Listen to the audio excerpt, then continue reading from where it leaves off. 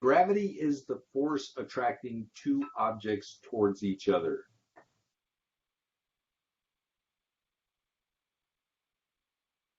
And from experience, we know the bigger the mass, the stronger the gravity, the smaller the mass, the weaker the gravity.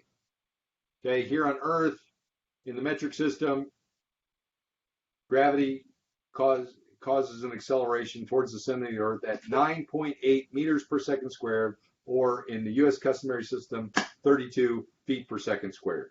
And we call that acceleration due to gravity little baby g.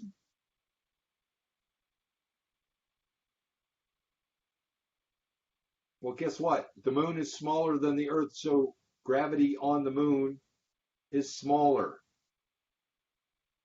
It's about 1/6 of what it is here on Earth.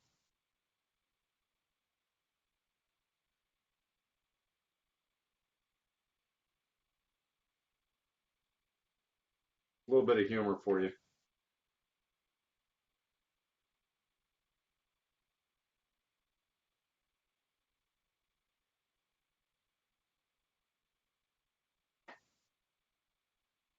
That's funny.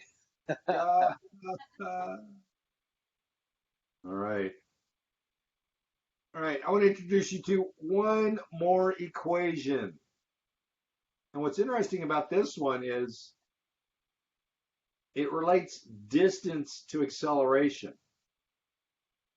Now, we saw distance related to speed and velocity, but this one relates distance to acceleration. And it just says the distance is half of the acceleration times however much time squared.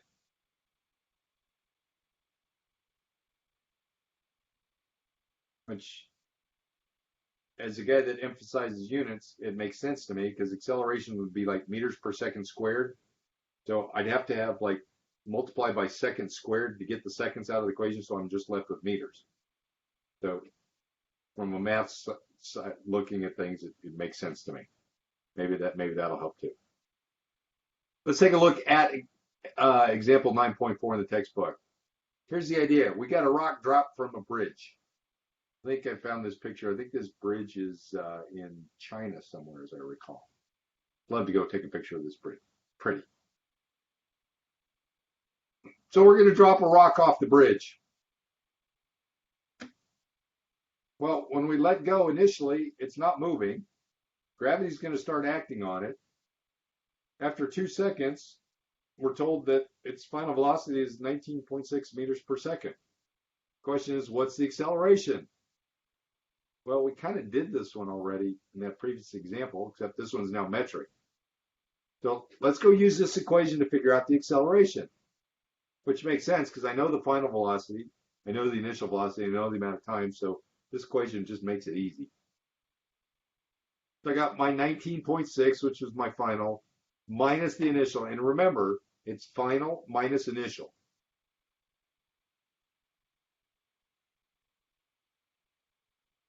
So I've got 19.6. Oh, you know what? I did a cut and paste from the previous example. See that 19.6 minus 2? That should be 19.6 minus 0 all over 2. I apologize. I will get that fixed. The answer is correct, 9.8 meters per second squared. Because I should have 19.6 divided by 2, which give me the 9.8.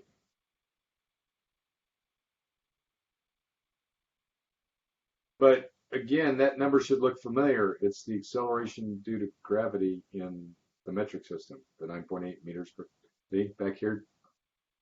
See that 9.8? Oh, look, there's that 32. Which makes sense because gravity is the only thing acting on that rock. All righty, I'll get that fixed before I publish these slides to Canvas. All righty, let's take a look at another example. Got a biker zipping along at 18 feet per second.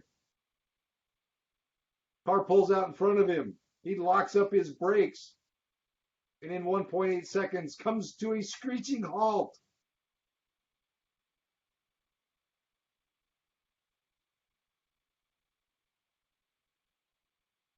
Question is, what was the acceleration of the cyclist? Anybody recognize this guy? Nope, never seen him before in my life. All right. So, guess what? Final minus initial divided by time. The final velocity was 0. I came to a rest. I stopped. I started. My initial was 18 feet per second squared. So 0 minus 18 divided by 1.8. Notice minus 10 feet per second squared. What in the world does that minus sign mean?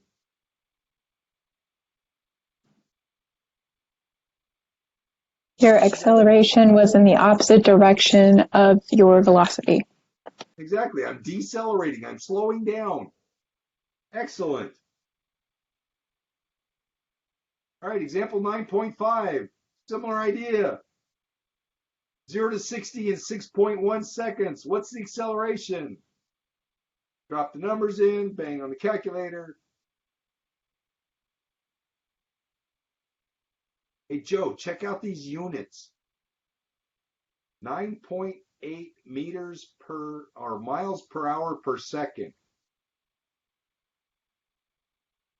Right? The top of the equation was in miles per hour. The bottom was in seconds. So, I mean, it's a valid, all right? I've got a velocity per time, so it's valid, but it's really awkward. So I decided to convert hour or seconds to hours, and it turns out that we're doing 35,410 miles per hour squared. That's pretty good acceleration.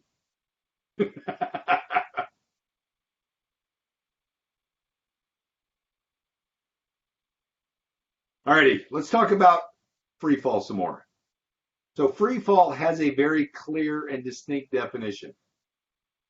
It's when something is falling and the only thing acting on it is gravity.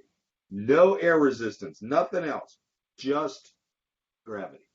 That's free fall.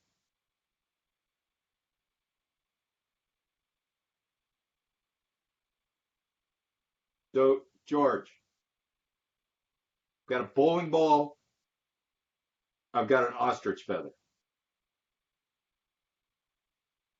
I drop them.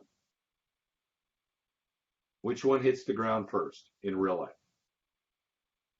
Well, are you in real life in that giant suction chamber thing that sucks all of the air out and makes it a vacuum?